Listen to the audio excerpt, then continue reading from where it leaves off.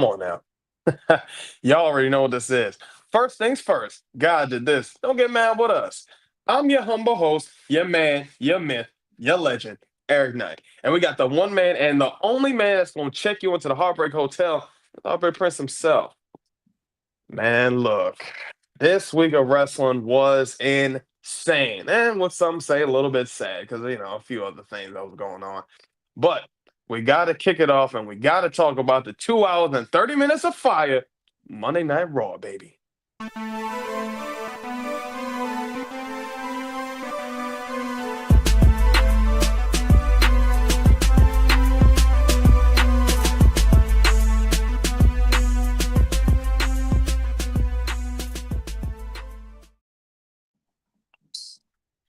I'm not gonna lie.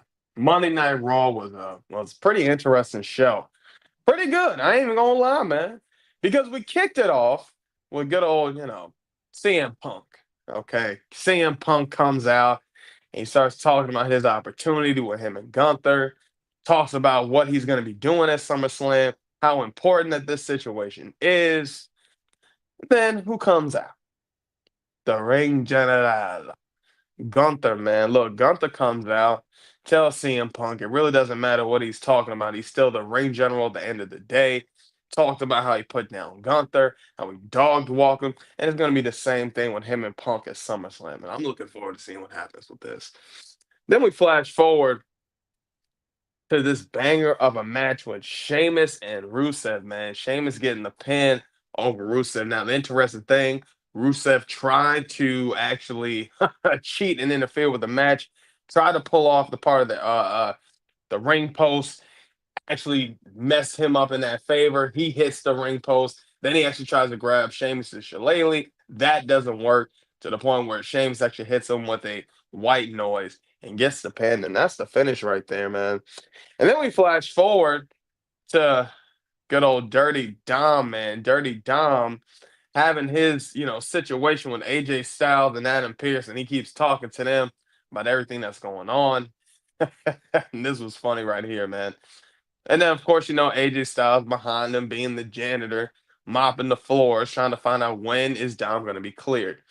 And then after that, camera pans over to New Day. And New Day, after taking that loss from the LWO and from American Mania, we're going to get to that in a second. After that, Grayson Waller talks about how him and how Austin Theory is injured. And now he is A-Town down no more. And now that he wants to call himself Big G in the New Day. Says he's going to grab the car for him. I don't know. We'll see what happens. Then we flash forward to my man. Okay. Hollywood Trick and Nate. Two-brand Trick. First class Trick. Okay. Look, Trick, you killed this promo right here. Hollywood Trick. Come on now. Come on. Stop playing with him, man. Trick killed this promo talking about The Undertaker. Talks about what he did at Slammiversary. And I said, man, come on, Trick. This is good for you. This looks good. Look good with the title on him. Look good talking that stuff. Good old Big Joseph trying to be innocent. You ain't slick. Then we flash forward to that tag team match, man, with LWO, the New Day, and American Made. Now, what happened was El Grande Americano had came and interfered with Dragon Lee. Earlier that night, Dragon Lee and Grande Americano actually had a little bit of a few words backstage to the point where El Grande Americano actually was starting to speak Spanish to Dragon Lee. Dragon Lee said, "Man, you know what I'm talking about." So that leads to Dragon Lee and El Grande Americano having a little bit of interference outside to the point where it actually messed up American Made and got LWO this tag team opportunity. So see what happens. Then we flash forward to this promo battle with Becky Lynch and Lyra Valkyria, man. Now look, Becky's talking about how everything's going that's going to be happening with them at SummerSlam. She talks about the history that her and Lyra's had. She talks about stuff happening with her and Bailey. And honestly, I'm intrigued. But what was going on earlier that night is that Bailey walks up to Lyra, tells Lyra, "Hey, we got a tag team title opportunity against the Judgment Day against Raquel and Roxanne."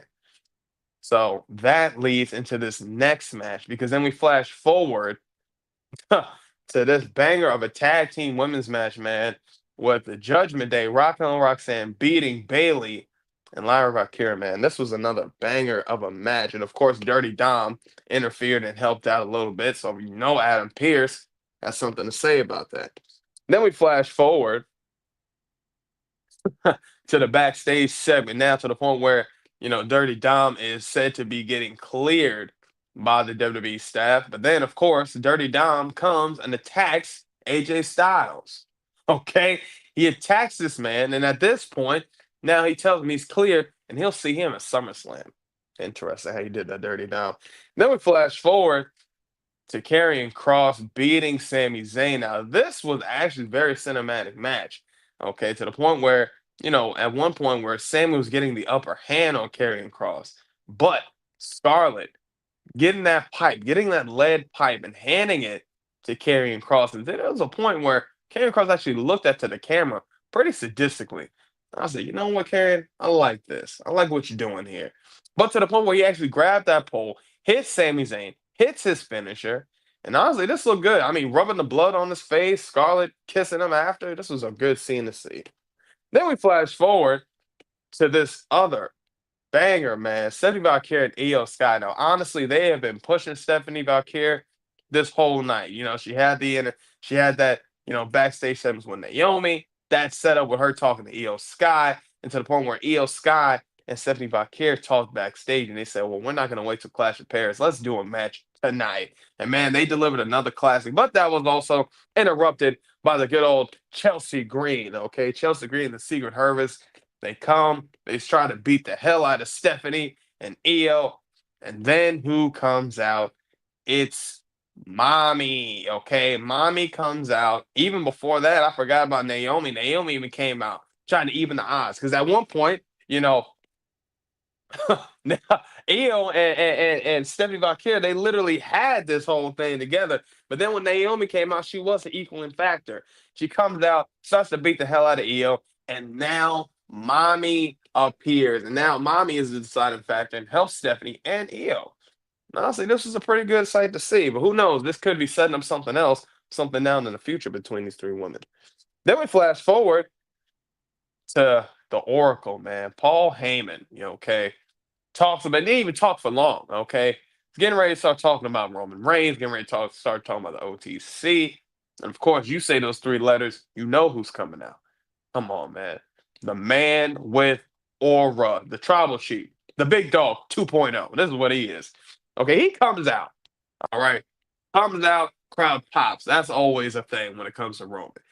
After that, grabs the mic from Paul. Paul says, you know, I would like to make you the new leader for this group since we are down set. Just putting his finger up, everything. Roman says, look, man, I'm not about to be rolling with you. That's not how we about to be doing this. I don't know what you think. You got this confused. He called him a dumbass. I thought that was crazy. But even to the point where Braun Breaker grabs the mic. And this is when it got interesting. Braun Breaker said he's the future. He said nobody wants you around here, Roman. That I'm the new guy here. I'm the big dog around here. People started barking. They started going crazy. Pretty much just sold himself. Roman says, you know what? That's cool. Heard all this, that, and the third. And he gets ready. He just immediately starts hitting. He just hits Braun Breaker with a Superman punch. Then he starts to beat the hell out of Bronson. That doesn't last for long. Braun Breaker starts to literally get the upper hand on Roman. But then who comes out? The Yeet Man himself, Jey Uso, comes out and he saves Roman and he literally evens up the odds. And honestly, to the point where both of them hit a spear on Braun and Bronson. And this is the finish right here. Yeah, man. Not gonna lie, man, this was a good show. Honestly, one thing I really got to talk about, my girl, Stephanie Valkyrie, La Primera. Okay.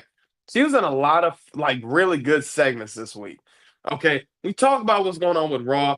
The first segment she had, first when her and Byron was talking, Naomi comes in, Stephanie Valkyrie. You know, I loved how they did that. I love how they doing with Naomi right now, letting her just be her natural self. What I love to see from Naomi, the good old Tyler Perry Medea references, man. Some of these were good stuff, man. If you a real fan of knowing some of this stuff, you knew. Okay, when she was telling Stephanie McKay, you trying to be smart. You're trying to say, look at that. Medea, I know this. I know this stuff. This is good stuff. But yeah, I loved everything Naomi was doing. And I like how she told the story between her and Io Sky. Okay, with Stephanie McKay. Saying, Io had you pretty much dog walked you, had you beat. Then even later when Stephanie pulled up on Io, okay, told Io, she said, Io even said, I had you beat. And Stephanie said, oh, really? Is that right? She said, well, why don't we just do a match tonight? And I like how they did that. I think they really are. They're really definitely pushing 75 Kid to the moon. They got that rocket ship on her back, and I don't think that's about to stop anytime soon. Another big thing, another great thing I'd like to see. Come on, Trick. I can't even say that this looked wrong to see you here. This looked absolutely right. And I was kind of mad. I didn't get a chance to see this live when it happened. Okay, I don't know how I'm paying. They tell me on my bill I'm paying the highest bill on Netflix, the highest tier, but I'm still getting ads. I'm still trying to find out how come I didn't see this. I don't know. Some of this stuff, I'm still trying to figure out what's going on with Netflix. I'm still trying to figure that out. Anyway, Trick, you killed it. Talking about Taker. I love what you did. You look good. The crowd was behind you. By the way, that entrance, fire that you had at Slammiversary. Uh, last thing, last I'm gonna talk about. My man, Karrion Cross. So glad he is now getting this push. People are begging for Karrion Cross. People are begging to see him, and we're finally seeing more of it. I think it was a few weeks ago when he first attacked Sammy. People went crazy. When he had the promo last week, people went crazy. And when he beat Sami Zayn, the people went crazy, man. And just seeing that finish, okay, with the blood on his face, Scarlett kissing him, okay, and she had blood on her face. I said, man, y'all are sick. But this was good. This was really good. I love everything about this. No one, I want to see more from Karrion Cross. I want to see more of that sadistic side, the showing the killer cross that he used to be. They're showing some form. Oh, he's showing that. I can't really say them, but he's showing that with all the stuff that he's doing. I love it. Heartbreak Prince, what are your thoughts, man? What you think? Raw was good this week. I like the build that they have going right now towards SummerSlam. Um, One of the things I'm excited about is this match here, CM Punk versus the Ring General. They're kind of hyping it up with the two of them in their promos. They're going back and forth. This is going to tell me a lot of information about like where WWE is positioning themselves when it comes to this match here. Because you have the Ring General, and he just recovered the title from um, Jay Uso, and now you're trying to find out, okay, is he going to drop the title to CM Punk?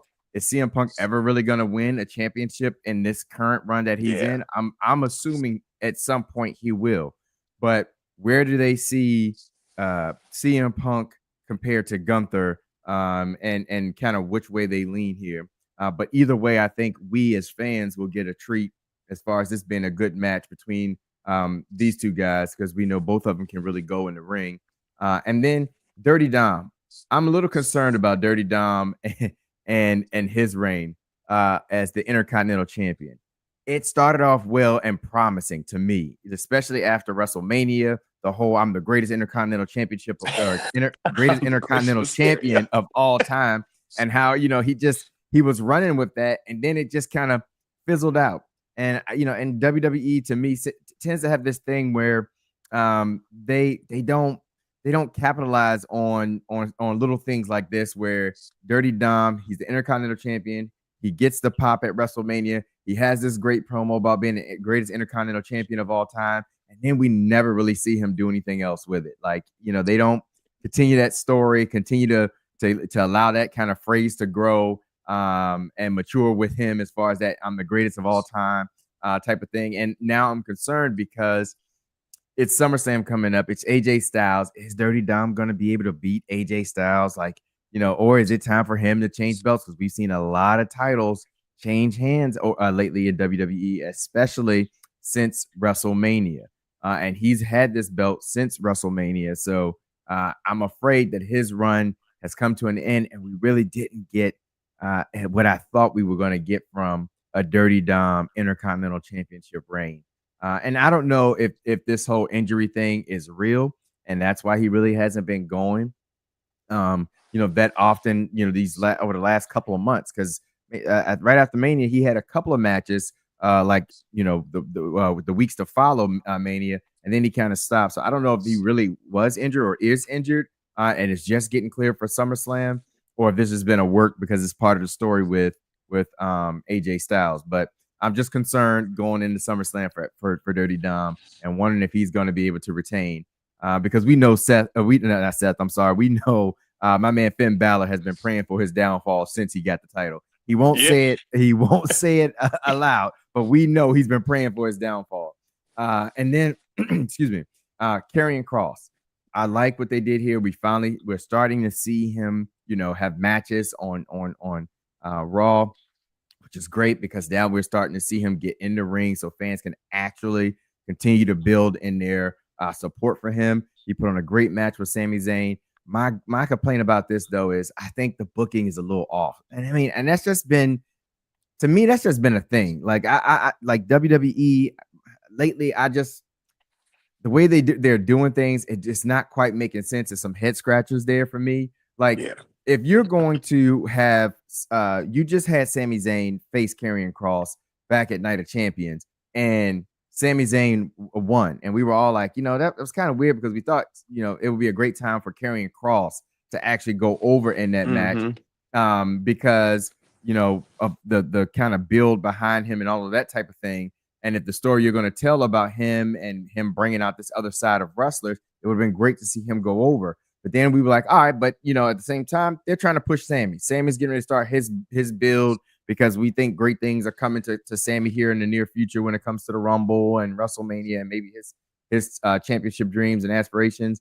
But then you have a match like this on Monday Night Raw where Karrion Kross wins. And it's like, well, just a month and a half ago, we just saw Sami, overcome, Karrion Kross, where we thought Karrion Kross should have won. And now we got this match where you think Sami Zayn just showed you he can beat Karrion Kross.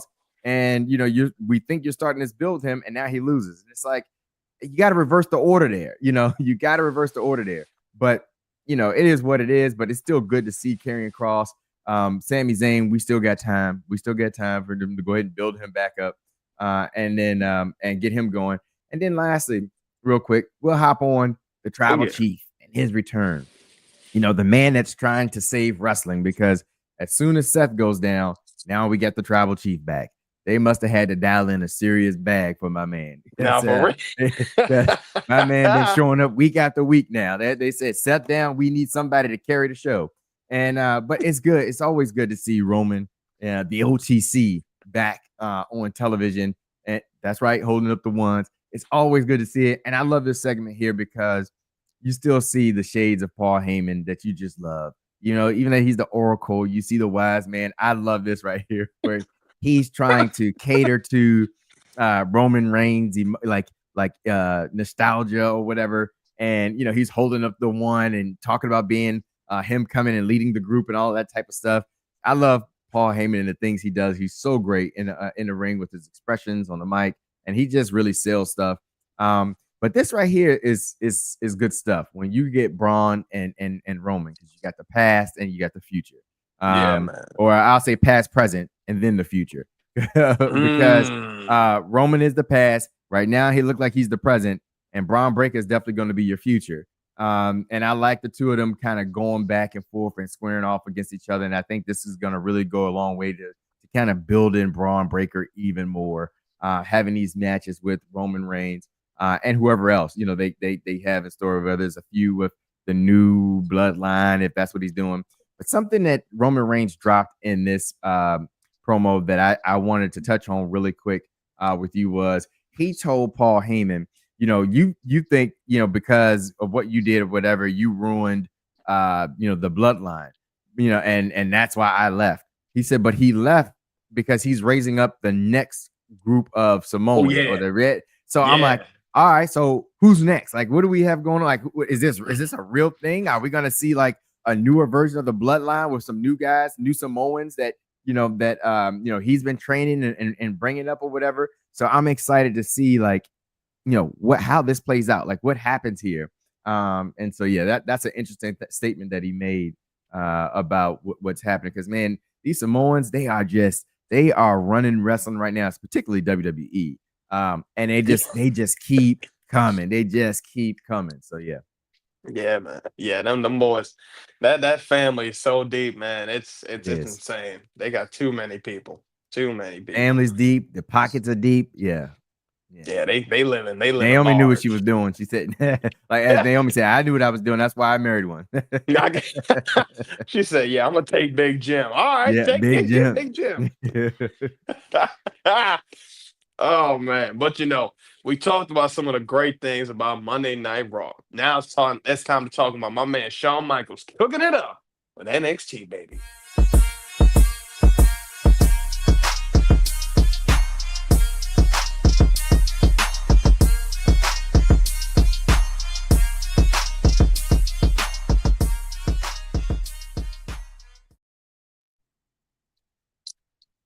And I ain't gonna lie, Sean, you did your thing, man. You knew what you was doing, being in your home well, at least in your home area. I forgot you from San Antonio, Texas. You ain't from Houston. But hey man, being in your home state, you knew what you was doing because you gave us some bangers because they kicked it off with this 8-man tag match, okay, with the culling going up against Sol Ruka and Hank and Tank. Now, this was an interesting match, and it got interfered apparently because Tatum Paxley had a connection with Darkstate and had Darkseid interfere or pretty much just kind of interrupt, or should I say, just distract what was going on to the point where Tatum Paxley got a good roll pin. I mean, got the W for the squad. I said, you know what, Tatum? You're looking like a very, very good member to this squad. Then we flash forward to Fatal Influence. Now, of course, JC Jane talking what she wants to say, saying how she's making history, saying how she's the only one with 2 belts. And then my girl Lash Legends comes out, man, and she talks about how JC Jane is pretty much delusional, thinking how long do you really think you can have this title run? She talks about everything that she did at Evolution, and she also says how it is her time.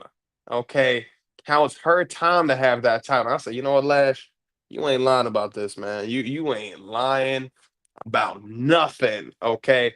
But then who comes out? That girl, Miss Parker, okay? Miss Parker comes out. Jada comes out, gives Lash her flowers. She tells Lash, I understand all that, but I'm the one that knocked out some legends too. She said, let's not forget, okay? Then to the point where Jada says that the line starts with her for that NXT Women's Champion. I said, Jada, how do you become the line? I get it. Come on now. But then to the point where Jada and Lash start to beat the hell out of Fatal Influence. And I mean, they dogged walked all 3 of those women to the point where now it's just Lash and Jada kind of going back and forth. And this is very interesting. So we'll see what happens. Then we flash forward to Jasper Troy. Now going up against Ricky Saints in that last man standing match to the point where actually at this part here, Ricky Saints was actually laying on the stage and the stage just fell and broke. Okay. And then Jasper Troy had hopped on top of Ricky Saints to the point where he jumped in back into the ring to get the count of 10. And honestly, good match overall. This was a banger. Then we flash forward to that man Hollywood Trick, 2 brand Trick and A, 2 brands Trick. Come on, man. I just Trick Willy Wonka, man. Look, Trick is back, man. Trick is out Cowboy here. trick. Come on. There it is. Cowboy Trick. That's the new one now. Horse high Trick. No. Man, look. Genuine leather trick. Hey. Man, Trick killed it with this, man. He killed this promo.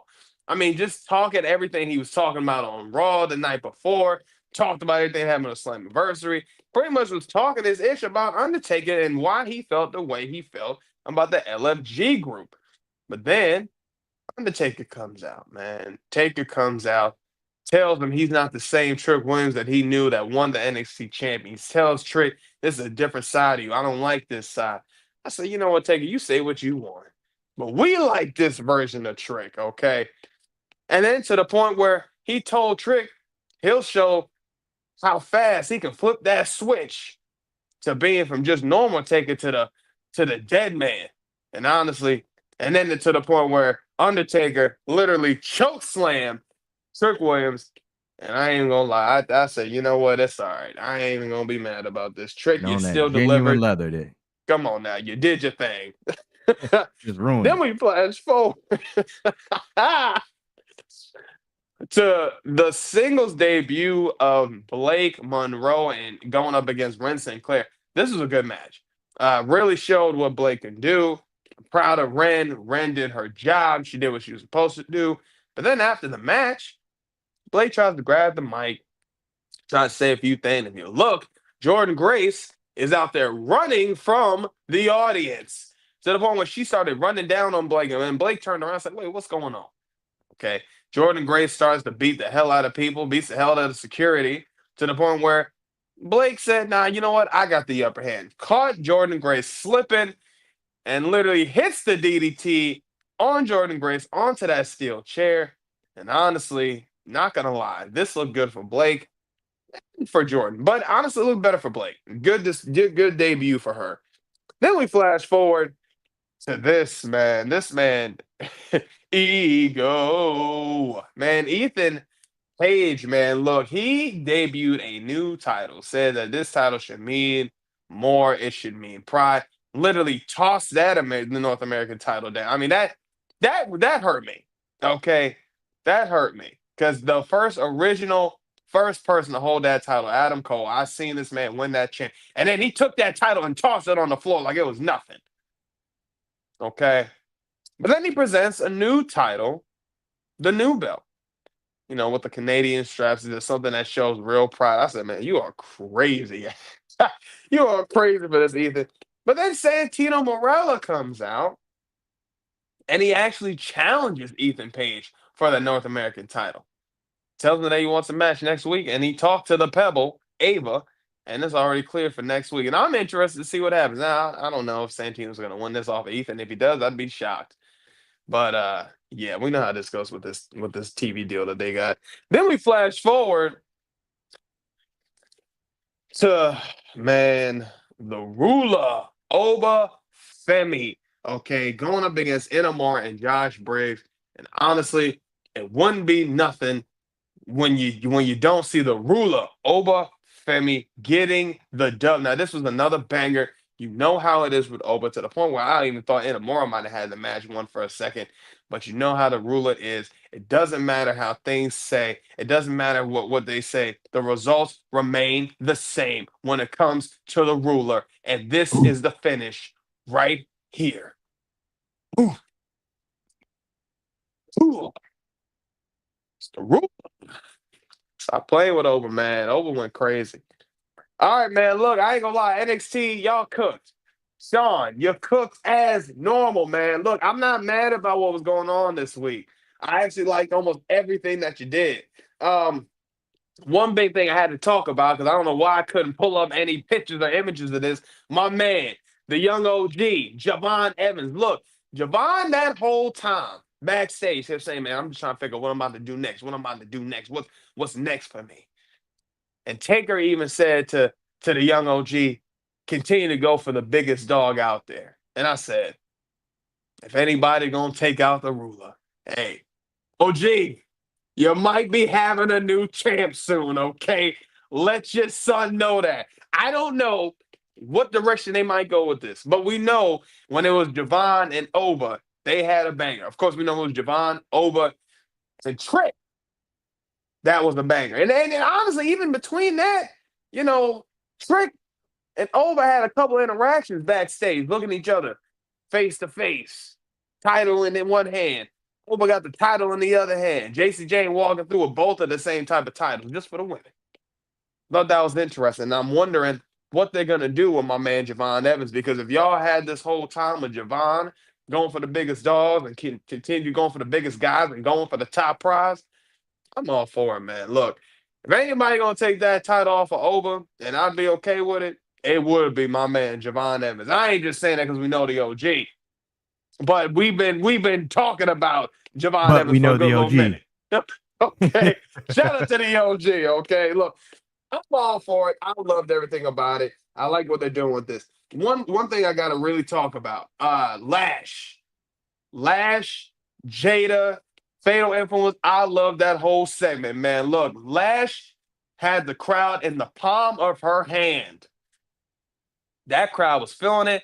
Even when Jada Parker came out, they still hitting the Miss Parker. I said, man, this is good. Y'all are not even in. Y'all not even in your normal place that y'all normally are over in Florida. Y'all over in Houston, okay, doing this. Great stuff. Okay. These two women got the aura on them, and you gotta put something on these women right now. Granted, they don't need titles, but we want to see them with titles because if you put titles on them, you can give them some great stories, and I know they can tell it. And I love to see Lash looking great. I mean, again, like we've been saying, the big Lash out here just taking, giving big boots to Jasmine Nix and to Fallon. Hey, I mean this was good stuff. I loved everything about it. Trick, doing your thing. I have nothing wrong to say about anything you do, Trick. I loved it. I wish the fact that they didn't have you looking like how they did with Undertaker trying to choke slam you. But I said it's all right. You a heel. Some of these things you got to do with being a heel. So I get it. It's all good. I ain't mad about it. But yeah, man. That uh Jasper Troy, hey, that's another one you done took down. Ricky Saints, you're going down these list of people, man. Either you beat them or you're losing or you're having great matches with them, but you're looking good, bro. I know I'll be joking around, about your name, Jasper Troy. I keep saying it just to mess around with you, but you're doing great stuff, bro. I like what you're doing. Keep it up, and hey, maybe sooner or later you'll have your championship soon. Heartbreak Prince, what are your thoughts, man? What you think? Yeah, I'm gonna pick up right where you left off, right there with Jasper Troy. I thought that was a very good match. Again, like this is three bangers in a row that Jasper has put on in his short time at NXT. Like I said, I know he's running the gauntlet of wrestlers from Obafemi to Young OG to Ricky Saints, and he has yet to disappoint. And I was actually happy, even though the way that he obtained the victory this week wasn't anything crazy by no means. It was just a count out. I was just Yeah. happy that he actually got a win because I was like, man, for as good as matches he's been putting on, if he loses again to Ricky Saints, it's like, all right, he's doing good matches, but he can't win. He keeps losing. So they gave him a little taste of victory in a little weird way this week with the count out. But I think that floor was set up, or that ramp was set up for a spot that he was supposed to do, like either what he Yeah. did, him on it, or jump on it. But I think Ricky Saints rolled over it and it gave out, ahead of time. But I like the audible they called on that play and the little jump off, flip onto him.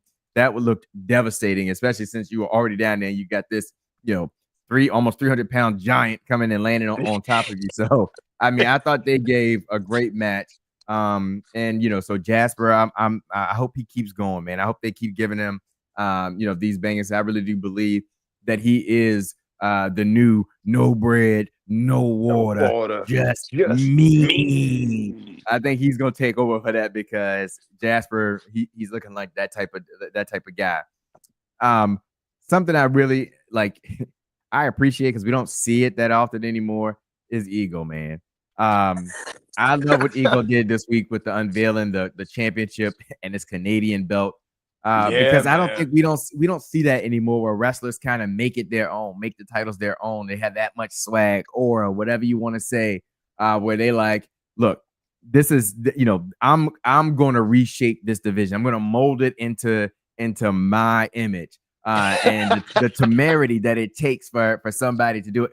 There's only one. It has got to be the Ego. That he's the one that you would think would do something like that because he embodies ego, and this is nothing but ego right here.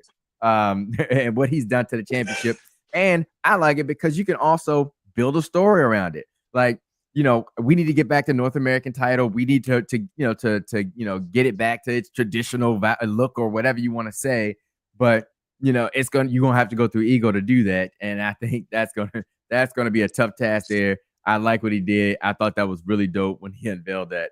And then of course, Oba, the Ooh, ruler. I ooh. mean, I just I say it all the time. I just have yet to see a bad match from this dude in NXT.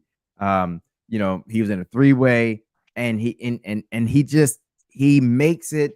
He sells the match like he makes it look like difficult, but yet at the same time, he's going to come out on top because, like you said, there was times where it was like, oh man, I think Nomura might actually win this. But it's just the ruler does what he does. The ruler rules, man. That's all I can say. I love Oba. I just like how, like I said, he's just able to go with different people and he just can make everybody look good. Like I said, because he makes it look difficult. Like, oh man, this is a real challenge for him. And then at the end of the day, it's always a fall from grace. And then it's 1, 2, 3. I'm the ruler. The fall from grace, love it. I just Oba, man, I see big things for him in his future, and I can't. I was about to say I can't wait to see him go to the main roster. I hope when he goes to the main roster, we can wait. I hope when he goes to the main roster, they keep this with him. They keep this momentum. They keep this dominant presence that he has when he goes to the main roster because Oba is a talent. That man is good on the mic. He's great in the ring. And I just think, you have just a what do they call it? A generational talent when it comes to somebody like a Oba Femi. Blake Monroe, great spot this week. Great, match, introductory match for her, making her debut on NXT. I thought she did a great job. I love what they got going on right now between her and Jordan Grace. With Jordan, you can't be in the building. You got to be away because she's coming in. She's going to come after Blake Monroe. But Blake Monroe got the upper hand, delivered just a devastating DDT onto that chair. And these ladies, I think, are going to have a really good match together. And then Taker, him and Trick. I love what they're doing with this. And I like the little back and forth that they had this week between Taker and Trick.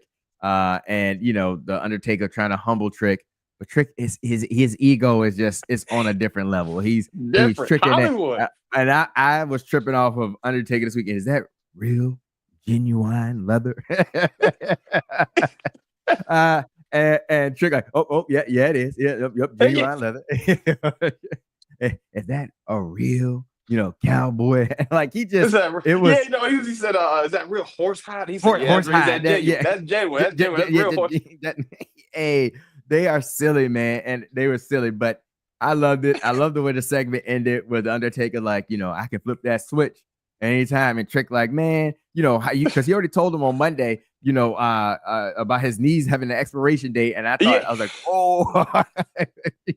I said, Trick, chill out. You're gonna be a dead man walking. Chill out. Damn, I see a dead man walking. I said, when he went to attack Undertaker got that choke slam off. Trick sold it. Trick sold it with the leg in the air, the slow, like, oh, the pain. Undertaker looks like, oh, I got it off without hurting my back. He was like, I'm glad I got it off. But yeah, that was good, man. That was cool. I did like the segment. It's always good to see Undertaker, on television. And so yeah, I thought that's good. And it's big for Trick because Trick being in NXT, being in the same ring with the Undertaker, and they just been able to share back and forth and say, I got choke slammed by the Undertaker. I mean, that's cool stuff. I think that's dope. But then of course, I can't not do it, man. I can't not say it.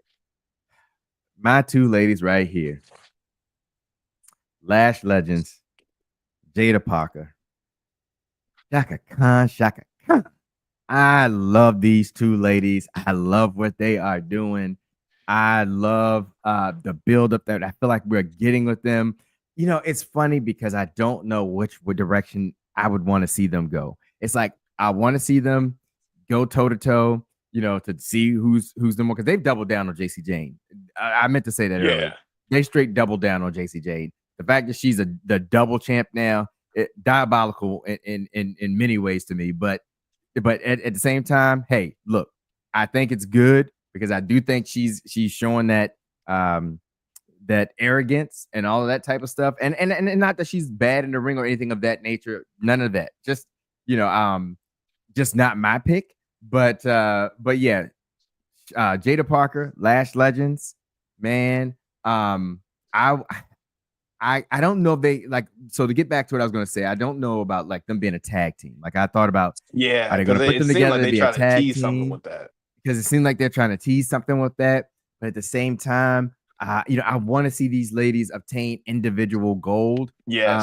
And and and they've been close so many times. Like they've had opportunities, and it never seems to kind of pan out.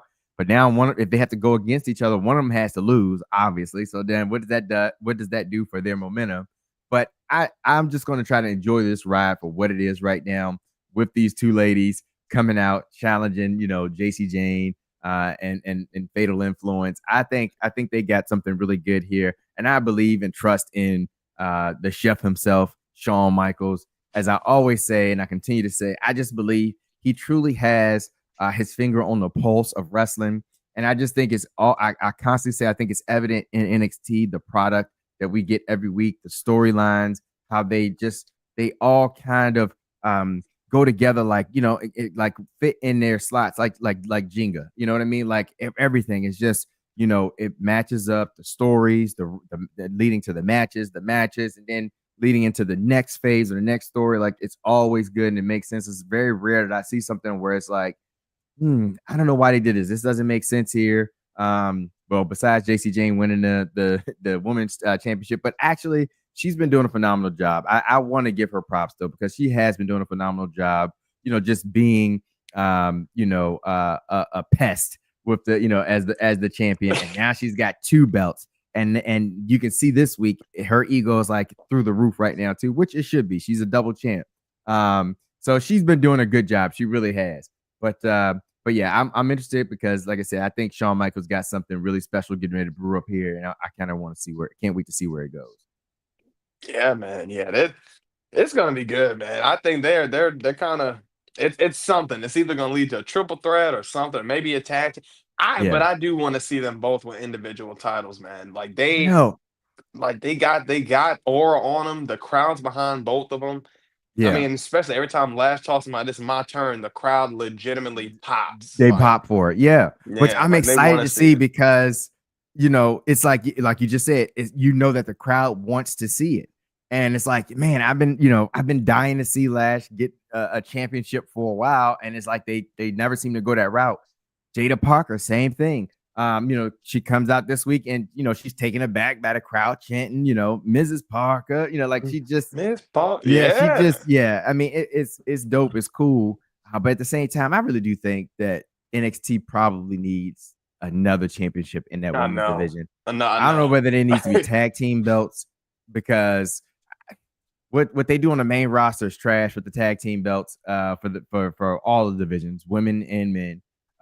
But I think if you gave Shawn Michaels the tag team belts for the women's division, I think it could be good. But I think they need something there. They need another title somewhere in that women's division that well, I shouldn't say it like that because they do also have the women's North American, but I think they need tag team belts. That's what I would say. Yeah. I think it has to be specifically tag team belts, to kind of give extra opportunities to some of these women that deserve opportunities to be champions. And I think honestly, if you were to pair Lash Legends and Jada Parker and a tag team, I think that would be dominant, like Yeah.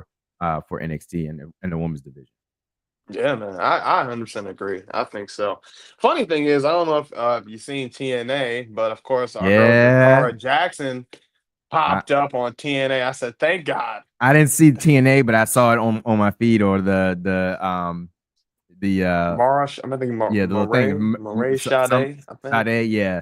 And I was Yeah, like, yeah. Jakar, because she said I watched her. She had a YouTube thing she did or whatever on like a she got a YouTube channel or whatever, and she had mentioned then like she had some ideas and some plans, and so I'm glad to see that she's landed on her feet, and she's still able to do something that she loves when it comes to wrestling. So, and then she's in TNA, which we know they have a partnership with WWE. So there's great opportunities there as well. So yeah, I was happy to see that she was back, and able to wrestle because just hearing her talk about it, I can tell she's got a passion for it. So, Yeah. you know, She started getting that psychology down, man. yeah, So I'm glad. Yeah, I'm glad to see her that she's She got signed. She's in somewhere, and she got a paycheck. You know what I'm saying? Yeah, yeah, yeah. But we talked about all the great things when NXT with Shawn Michaels cooking it up. Now it's time to talk about the best part of the end of the week, Friday Night SmackDown.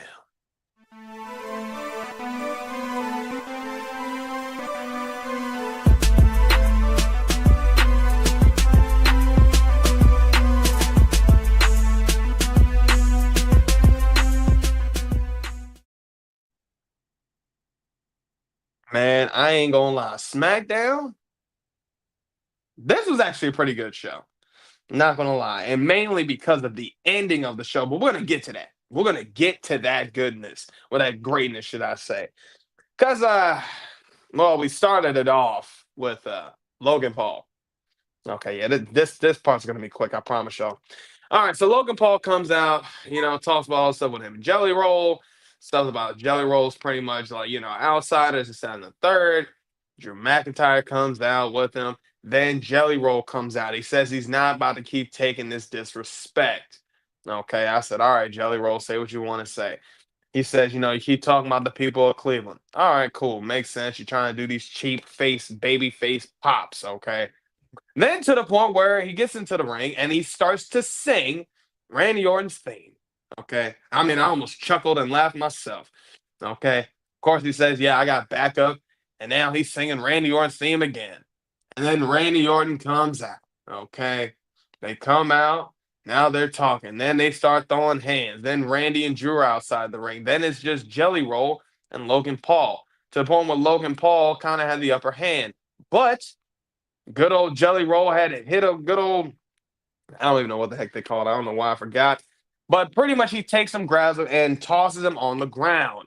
And I said, wow, Jelly Roll, this actually looked kind of good. Now, in Like a between that, twisted or sidewalk slam type of move. yes, there we go. That's it. That's exactly it. The twisted sidewalk slam, picks him up, slams him down. And honestly, this looked pretty good for Jelly Roll now. But before that, he was doing a little bit of walking. Didn't see much cardio going on. No. But when he did this, I said, all right, this might not be bad. But, it's a celebrity. So what can we say?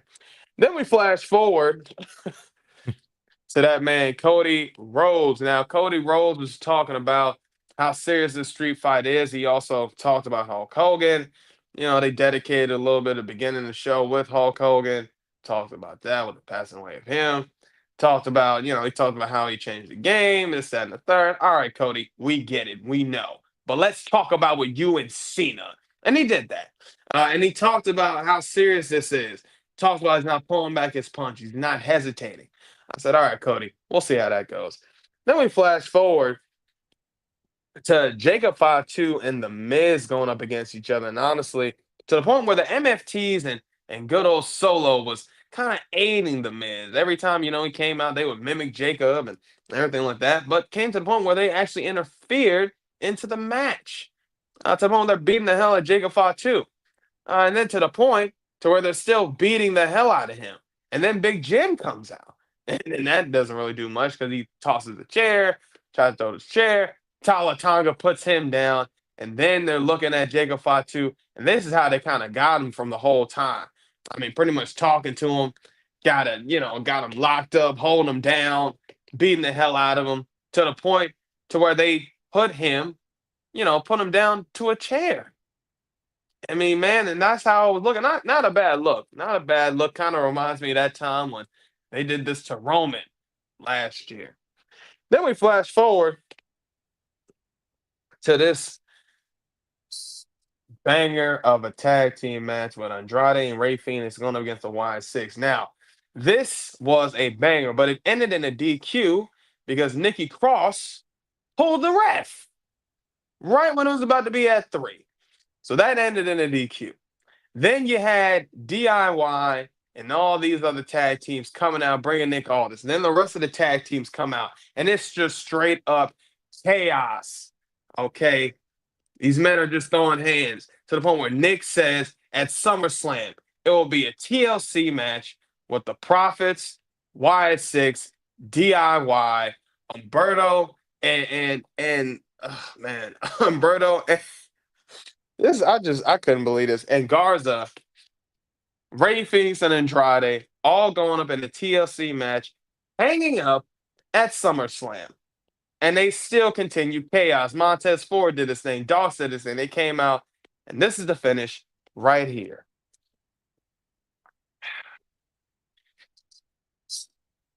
Yeah, man. I ain't gonna lie. That's about time. It's about time. Few things I got to talk about real quick. I have to throw in because some of these things I almost missed, but I didn't miss. But I said to myself, man, how did I miss getting pics of this? One big thing got to talk about, that happened also within the night. Jade Cargill and Tiffany Stratton. The whole thing with Jade and Chelsea Green. Okay, good match. Jade is still doing her thing for the most part that she's trying. And it's looking like they're really kind of pushing for this Jade and Tiffy thing. So we'll see how that goes with that. I'm not gonna lie, I'm still not too excited about this. I think now with Naomi being on Raw, any momentum I've had for this whole match is just dwindled down to the bare minimum of the bottom. I don't know. At this point, I don't know. Another thing, also got to throw in another honorable mention with Zelina Vega and Julia. Okay, backstage they were talking, and Kiana James makes a return. So apparently she's the lawyer for Julia. So I kind of like this. That's interesting. Okay, I think that gives a little bit more for Julia. I think for the aspect of somebody talking, Kiana James could definitely do that. She's done great work on NXT. So I'm excited to see what they do with that. But again, one main thing I really need to talk about, and in Heartbreak Prince, you got this, because this is probably the only thing I really want to talk about. And it's this tag team division. It's funny. I remember we came up on here last week and talked about the problems with the tag team division. By the way, there's a short clip going on with the Heartbreak Prince that's got 2.6 K views right now with him talking about the problems of the tag team division. A lot of people understood. A lot of people agreed. I said, yeah, y'all keep liking it. I'm keep viewing that, by the way, on TikTok. But, it seems like they heard what we said about this, and then they make this decision. Now, you do this at SummerSlam. Granted, I'm not mad because it's going to be a banger, but you could have did this at Mania for the Profits. But now that the Y6 got the titles, let's get them on a PLE card. Okay, granted, yes, we got the Profits on a PLE. Finally, thank God. We got the Profits on a PLE, not defending the titles, but competing for the titles. Could I say they might win it? I would hope so. But again, what does that do for the tag team division? What does that do for the tag team titles in general if you're just throwing the titles back and forth? Profits just lost the title, 3 weeks ago? Now to have the Profits winning back, would I care? Yes, I would. Because we love to see the Profits as the tag champs. Hell, we love to see Montez as a single champ. By the way, he's got an interview coming out next week with him and Chris Van Vliet. I'm interested to see what he's going to be talking about with that. And I'm sure with a lot of stuff with him in a single title run, probably, and maybe with the tag team division is probably a big thing he's going to talk about. But honestly, I'm excited to see what they do with this TLC match. To be honest, the SummerSlam card looks better than the WrestleMania card. Also, that being said, I think at this point they're fixing some of the things that they messed up at WrestleMania, trying to get some things right. But again, it's about time you finally put the better tag team division on a PLE that has a story. Now, that being said, I would hope, since this tag team division is so stacked, y'all make the right decision by moving the Wyatts to Raw. I don't know why we're not doing that, but hey, it is what it is. I love the Wyatts, but I think them being on SmackDown does kind of hurt the tag team division because you already have set tag teams. Throw them on Raw, give them the tag titles there, let them go crazy. Put the titles back on the Profits where it belongs. These men got aura. These men have presence. These men have gold standards. Keep the gold on the Profits, and your Profits will stay up. Heartbreak Prince, what are your thoughts, man? What you think? Amen to that. I so let me just start with SmackDown in general. Not excited about the Logan Paul Yeah. Jelly Roll, like, and it's like I like Jelly Roll. Logan Paul, take him or leave him. But you got Randy Orton and you got Drew McIntyre. So it's like, you have stuff that you could be excited about in it, but it's again, it's one of these things where WWE showing a celebrity status more than anything. The sidewalk slam that he gave Logan Paul was pretty decent, but the maneuvering from the when he tossed him to the rope and stood there and the guy just ran. Stiff. Logan did all the work.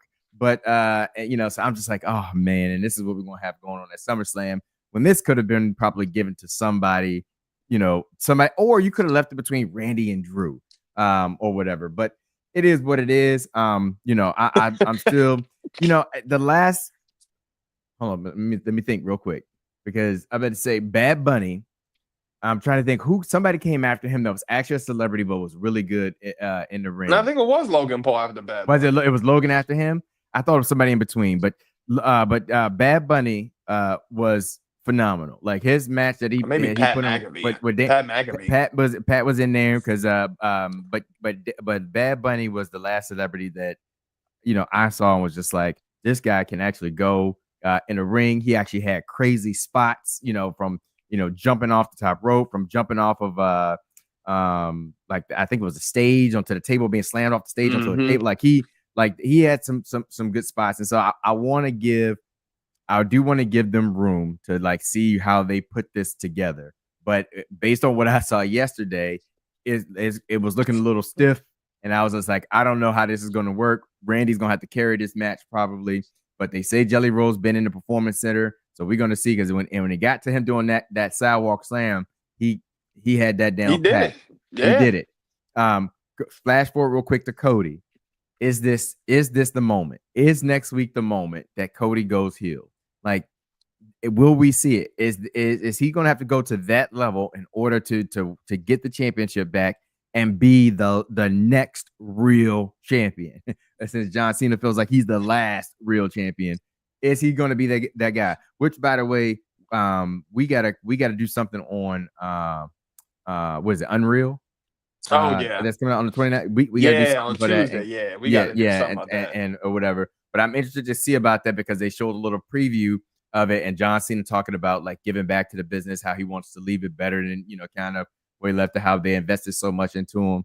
And so I'm thinking Cody. I think Cody.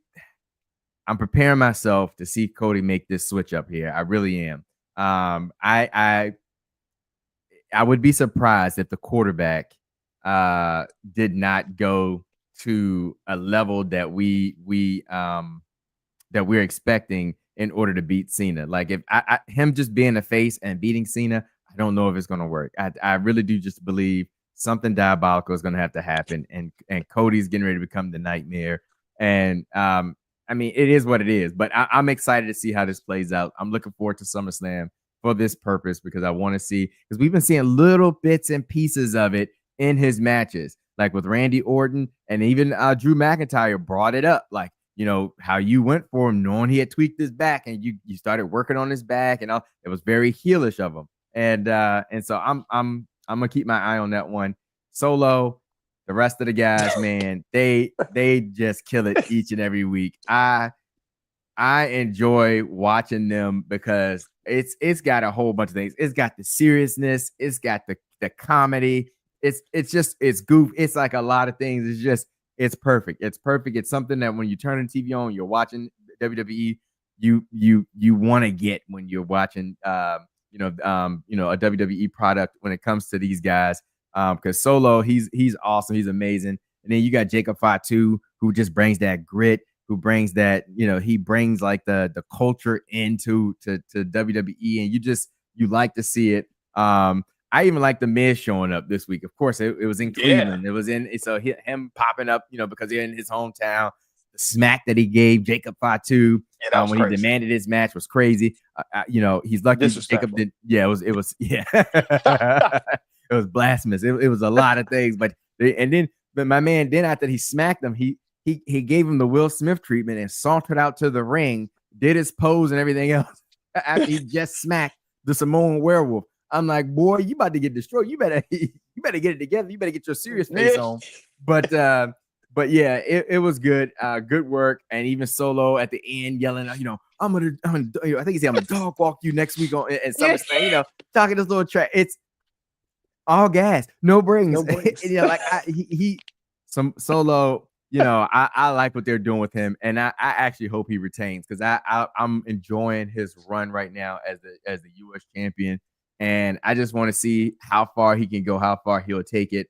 And I think this is going to be a good match between these two, Solo and Jacob. So that's going to be great. And then to get to the tag team thing to finish it off, because I'm really torn on this. On one hand, it's like, shut up. You got what you've been asking for. A tag team match on a PLE, and you have all of these great tag teams that we constantly talk about. I feel bad for Pretty Deadly because they're not involved in this, but Yeah.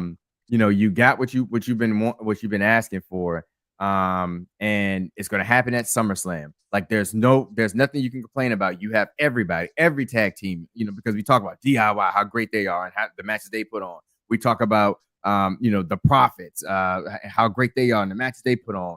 Garza and Humberto, how great. Like we've talked about all of them, and now you have all of them in this match at SummerSlam. But then at the same time, I'm also like, this is goofy, because it's if you're not going to have, in my mind, how I see it, you're not going to have the Wyatt Six lose the championships at this point. Yeah. Back to the Profits who just lost the titles 3 weeks ago. And this is what I'm talking about when it comes to booking. And when I keep saying about, I don't know what's going on with the booking. And it's just crazy because to me, with Triple H at the helm, a guy that has been in professional wrestling for many, many years and is now lead on creative and all this stuff, you would think he would book things better, book champions better, book championship storylines and matches better. And it just doesn't seem to be the case. It's like, I got this great idea. We're going to make this person a good star, make a lot of cash from her real quick off merchandise, and then we're going to switch to the next thing. And then we're going to go to the next person. We're going like it's to me, it's showing evidence when you talk about the titles changing from the New Day. They've lost the titles. Did a quick cash grab at that. Jay Uso, another quick cash grab there. Who else? Selena Vega. I don't know if that was a cash grab, but changed titles there really quick. Jacob Fatu. Jacob Fatu. That was like a quick, cash grab, jump on his hype train. Now we switching again, switching to Solo. And it's just, you can probably name a couple other titles that have just, they're just switching hands. And now you got the tag teams, Profits. We're done. We're gonna move on to the Wyatt Six. You put them in a match like this at SummerSlam. I can't see Wyatt Six losing that quickly. So it's like, all right, and then you get satisfied. Well, the Profits got their rematch, but that's not what That's why it would have just been better if you were going to go this way and you knew that the Wyatt Six were going to be your choices for tag team champions. You do the same exact match, but the Profits come in as the champions. The champs. So you see them walk in to the PLE that they've been excluded from for the last 4 of them that you've done since they've been champions. They walk in champions, and now they may not walk out champions. Fine, but this is just silly because now I don't know what happens with the story after this because like the Profits like, well, we never got our rematch. Well, you did because you were in this like fatal 8-way of tag teams that like for the championships, and Wyatt Six is going to keep the titles at this point. Take the Profits, move them to Raw. I wouldn't even say ship the Wyatt Six to Raw. But initially, I think it's a good plan and idea what you talked about last week about the Wyatt Six and their history with American Made. But at this point, I don't care about that. Get the Profits over to Raw. Let the Wyatt Six, since they are the current champions, go ahead and do their run on SmackDown, and maybe ship 2 other teams, whether it be DIY, whether it be Pretty Deadly, whatever, to Raw, so that we can start getting some good feuds there with the tag team champions. Because again, Finn Balor, JD McDonough, they're your champions right now. Haven't seen them. really do much. Haven't done much since they No. won the titles. So it's like, why take the titles off the New Day? If there was no storyline that you were getting ready to build towards, nothing you were getting ready to kind of put JD McDonough and Finn Balor into as far as a match and story, don't take the titles off the New Day then. Let the New Day keep going and keep running until you get something, until you have something to cook with. Then you start putting the dominoes into place and letting them fall. But again, we jumped, we moved, and now I guess it was just to say, just so the Judgment Day can have all the gold. But I mean, really, I you could have done that at a later date. That doesn't really matter to me because it does you no good for a group or a faction to have the gold, and then you just never really see them wrestle. We don't see Yeah. Dirty Dom wrestle. We've seen the ladies go back and forth the last couple of weeks, which is okay. But JD McDonough and Finn Balor, nothing from them since they won the titles. Like it's Yeah, kind of Raquel and Roxanne been having more matches defending the titles then than Finn then and then Finn and JD. McDonough. And so yeah, I don't know. I hope after SummerSlam they hit a reset and start to really like plan these things out better. And that's kind of why I'm looking forward to this Unreal because I want to see like, okay, the decisions y'all make, how are y'all reaching these decisions? Like what conversations are we having in these meeting rooms? Because if you're pretty much telling us that you can manufacture, which they've proven it on obviously, but that they can manufacture hype around a person and push a person like because they talk about what he was going to do with Jey Uso, and they're going to make the fans like flip and say yeah we accept this person and we want this person. I want to hear how these conversations go and how they make these decisions because to me lately I just think the booking on this stuff has just been very lazy. Doesn't have lacks any consistency, any story to it. It's just willy nilly. We changed our minds, and this is who we're going to go with now. And it doesn't make sense in a lot of aspects. So, you know, Gunther being the next thing. Then Gunther has the title.